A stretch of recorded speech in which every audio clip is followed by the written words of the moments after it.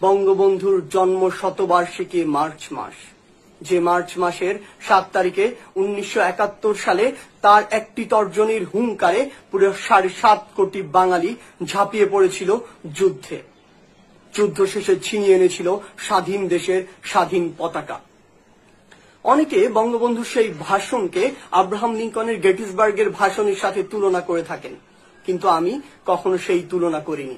কারণ যে ভাষণ স্বাধীনতার 50 বছর পরেও যে ভাষণের প্রতিটি শব্দ আমাকে শিহরিত করে তোলে, সে ভাষণ পৃথিবীর অন্য কোনো ভাষণের সাথে তুলনাযোগ্য হতে পারে না।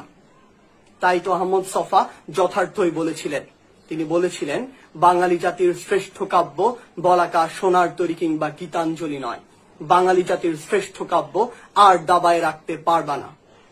যে মানুষটি জীবন ও যৌবনের 14 বছর জেলে কাটিয়ে দিয়েছেন শুধুমাত্র এই বাঙালি জাতির মুক্তির জন্য, সেই মানুষটির বুকে শরীরে 18টি গুলি করে ঝাঁঝরা করে তার প্রতিদান আমরা দিয়েছি। এতটাই অকৃতজ্ঞ বাঙালি আমরা।